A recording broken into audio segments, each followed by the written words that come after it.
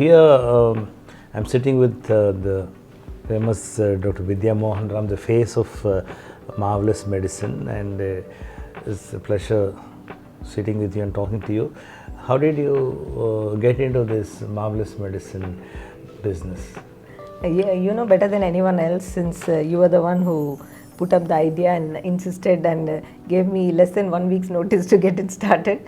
So marvelous medicine, like all of you probably know, started off during the lockdown, and the idea was to get doctors from different specialities, from different age groups together to discuss cutting edge or advances in medicine, which we normally won't come to know because we are all restricted to our own field. So as an anesthesiologist, I am a little more exposed to almost every other field of medicine, because we work with so many colleagues from different specialities. But sometimes I felt that the educated lay people actually know more about what is the latest happening in medicine by reading Hindu's medicine page or something. So I always felt I was deficient in some way, that I was not able to. So this gave me an opportunity to reach out to people from different specialities, and one thing led to the other, and now we have finished more than 100 episodes. I must thank all the speakers and the moderators and the audience who log in week after week. And the USP of our program is that we start on time. 8 p.m. means 8 p.m. we don't delay, and we believe in audience interaction, because most of the time in conferences I find that there is never any time for discussion, and always they say, okay, we'll take all the questions in the end, and then they'll say, no, we'll take it during tea break, and then they'll say, no, you talk to them over lunch, and somehow the thing is missed. So I thought we should address that option, that when people have a comment or a question, it should be addressed by the expert immediately. So that has been my endeavor. Why on a Thursday and why not during weekends? What is special about that? Actually, Saturday and Sunday we like to think that people would rather spend with their family and friends. When we started again, it was lockdown, so people were relatively free on weekdays, and even during reasonably busy days, most doctors wind up their practice by 8 or 9 in the night. So we thought 8 p.m. is a good time to do it on a Thursday, and we continued with it because we did ask for feedback, and many people did say that it's probably better to do on a weekday than weekend. How do you choose a topic? Do you have any method, or you look for suggestions from everyone? How many weeks ahead do you plan? Actually, it started off pretty randomly, because the first topic, you suggested, pedagogy in medicine, and also the speaker Amit Ghosh, who happens to be a batchmate from MBBS, and he's an excellent speaker. So he set the bar high because he was there on time. We told 40 minutes, he finished in 39 minutes 50 seconds, and then the discussion went on, and so the ball was set rolling by him. So whenever we start anything new, initially we reach out to our immediate contacts and people we know, rather than reach out to strangers. So one of the blessings of being a Jipmerite is that you have so many illustrious seniors and juniors whom you know, and since we were all very close, even 5-year senior person is like your friend.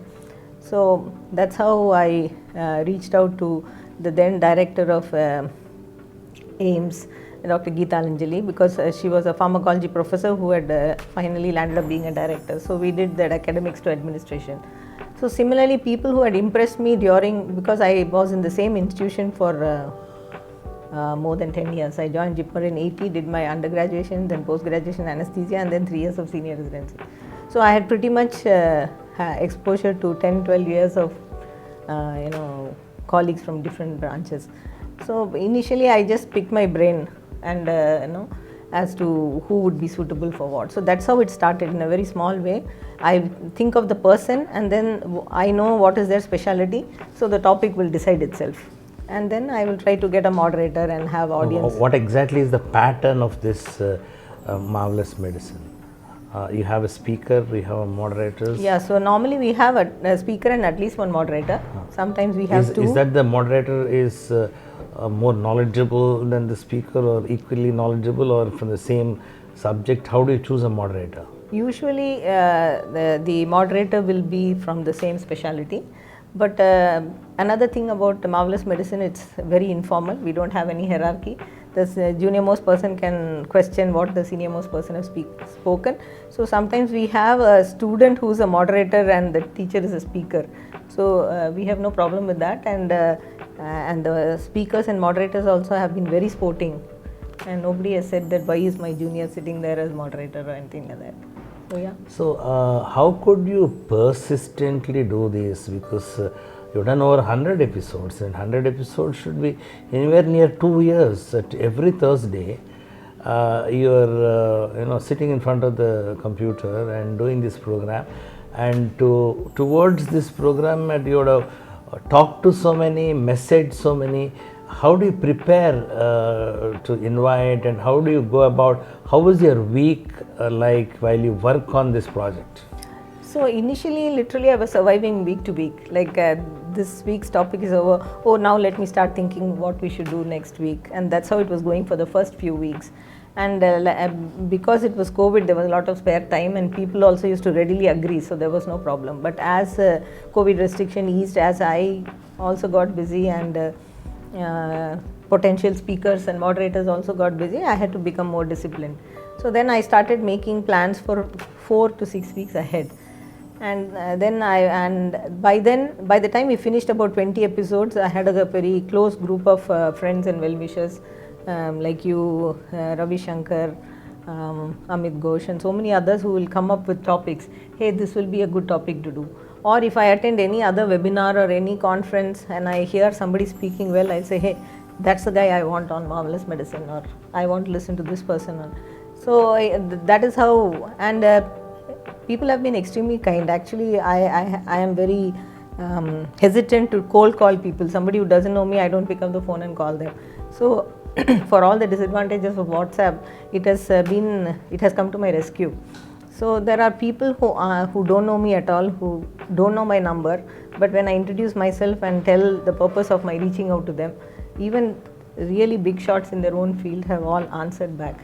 And then we have worked out a time to either speak or completed the entire formality on WhatsApp as to which date will be convenient to them, and all the communication. So small slip-ups do happen. Sometimes I'm trying to manage 6 weeks, so the occasional wrong date has happened or something, but people have been extremely forgiving. And one of the other things you told me was about Marvelous Medicine was to try and build a bridge between LGS and JIPMER. So initially we did concentrate a lot. Even now, most of my references for cutting edge topics land up being JIPMERites, because my friends are JIPMERites, and so their friends are JIPMERites, and that's how it goes. But to the extent that some people think that Marvelous Medicine is a JIPMER alumni show, but it's not so. We've had people from all parts of the world who have studied in different colleges in India, from north to south, east to west, and even those who have studied abroad. So we are extremely inclusive, and we try to get whom we think is the best person for the show.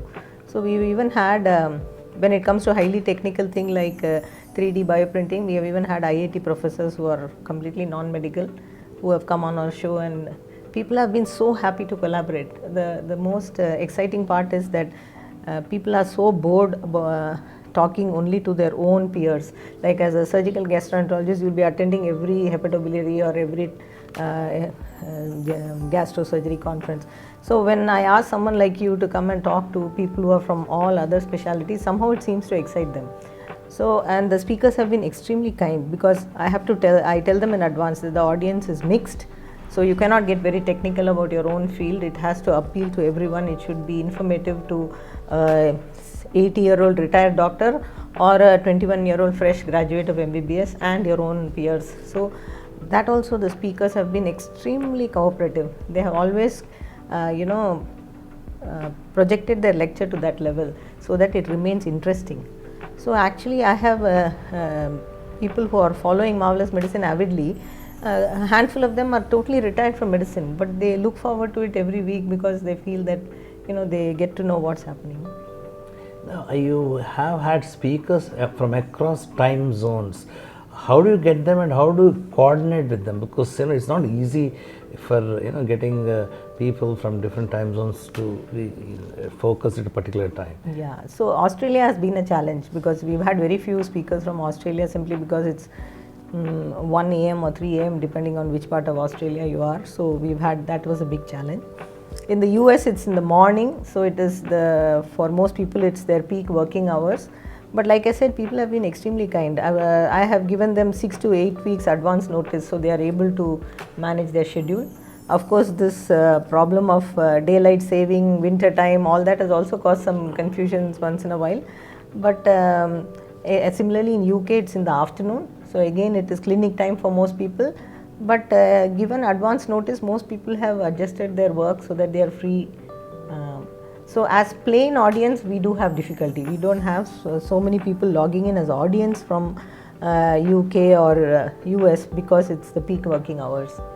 So, but from Singapore, Malaysia, UAE, all that we have people logging in because it's roughly the time when they have finished their work. How did Marvelous Medicine impact your life, your thinking, or did you make so many friends, and has it changed your life? Yes, actually I'm going to be 60 next year, and I had never faced anything what I thought was a burnout till during COVID. During COVID there was some lot of what should I say, unpleasantness at work, and many things happened at the same time, and I think the first time I experienced something called similar to burnout.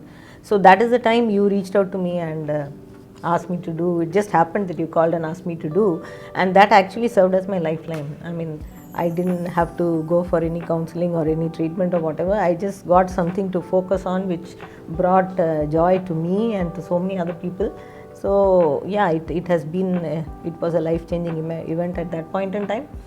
And I also normally, if I commit to something, I give it my 100%. That's been, my father always used to say, even if you're a barber, you should be the best barber in town.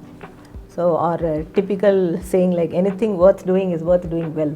So those things are ingrained in my brain or part of my DNA, you can say. So I adjusted my work schedule. I make sure that I do calls on Wednesdays so that Thursdays I'm relatively off. Nobody can expect me to be in hospital at 8 p.m. the day after I have done a 24-hour call. So like that, small things. Even my family, they all adjust. So that day, they know after 6 p.m. they will not disturb me and things like that. So, and like I said, so many new people have come to know, all because somebody gave me the number. All I will say, I'll send them a message saying, Pataka Radhakrishna gave me your number, I am so and so, or Arul Selvi gave me your number, or Puneet Bhargav gave me your number. That's all. That's the only introduction. And then after that, many of them have become friends. Some of them we've still not met in person, but they have been so encouraging and so supportive. So yeah, it's been life changing and for good. Yes. All these lectures, are they available online? Where to find them?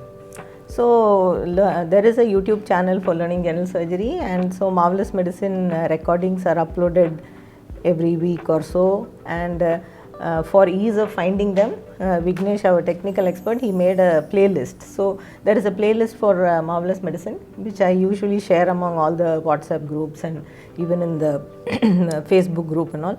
So all you have to do is click on the playlist and you can see all the topics, and you can just click on the topic that interests you. So I found, because when I was myself trying to find the recordings, I found difficulty in finding them. So that's when I approached Vignesh and he made the playlist. So now it's very easy. So don't you think that all these lectures should be screened in various medical schools for the youngsters to see and get inspired, because these cutting edge medical topics should be known to everyone, and universities and colleges should take up these and screen them for the students? So many things have gone right with Marvelous Medicine. So one of the things which I feel we have failed or we still need to do is engage really youngsters. Because our average audience age is high, so even a 30 or 35-year-old will seem like a youngster. But what we need to do is reach out to the 21-year-old or a 24-year-old So they should realize how great a field medicine is, how many innumerable potential is there. Otherwise, most of them, they'll think, oh, I should become a cardiothoracic surgeon or I should become a neurosurgeon, and if they don't become that, they become disheartened. Whereas there are so many exciting fields. Like I myself didn't know there is something called a course in aviation medicine. I didn't know there is a MD in underwater medicine. All these things I came to know because of doing Marvelous Medicine. So I really want the youngsters to know that there is so much scope in research, and there are so many offbeat topics where you can find your niche, and you can have a career path which can take you quickly to the top, rather than just going down the beaten track and be caught up in this thing about NEET and then NEET PG, NEET SS or whatever and all that. There is more to the world than all that. So there we have to focus, and perhaps in 2023 that we will try and work out with. Maybe we will travel to medical colleges, meet the deans or other, and somehow involve youngsters so that we can reach out. I think we should make them our target audience.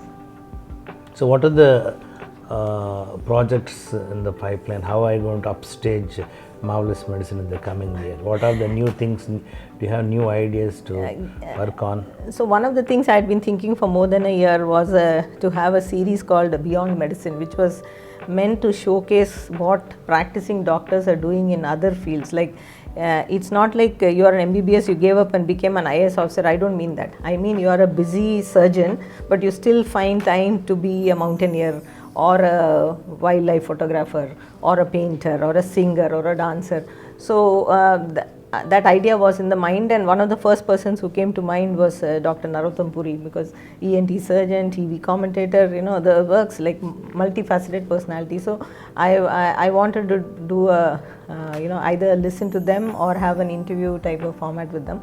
So somehow it didn't work out. So from January we are planning to have one episode every month, having one doctor who's doing something completely different in their spare time, or making time to do other things while having a proper career in medicine as well.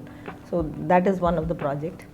And the other thing which everybody agrees on is that there seems to be something wrong with our medical education, whether it be MBBS or MS or super specialty.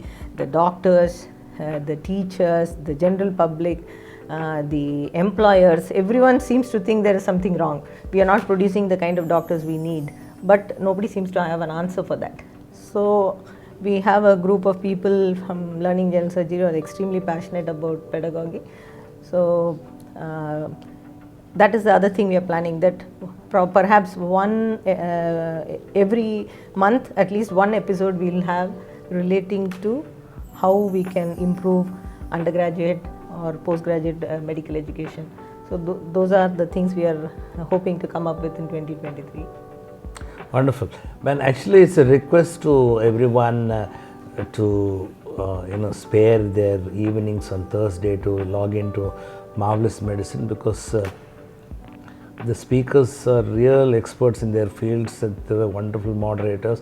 More than that, this discussion is excellent, and you shouldn't miss out on that. Not only you log in, you can also go to the YouTube and watch the videos that have been recorded over the last 2 years, and then you tell your friends to be also members, because you understand the amount of effort that goes into making this Marvelous Medicine. Nice talking to you, Dr. Vidya, and best of luck for 2023. Thank you for giving me the opportunity to have almost like a parallel career, and I'm really enjoying myself, and I hope I didn't think we'll last beyond 25 episodes, but having crossed 100 and the amount of goodwill, everyone is saying no, you can't stop. No, I thought 100 everybody will be bored, we should stop. Otherwise it will become like a mega serial which everybody is waiting for it to finish. But the amount of support and encouragement I've got, it looks like we'll be here at least for 2023. So see you every Thursday at 8 p.m. on Zoom on our weekly series Marvelous Medicine, which is an activity of the Facebook group Learning General Surgery. Thank you. Thank you.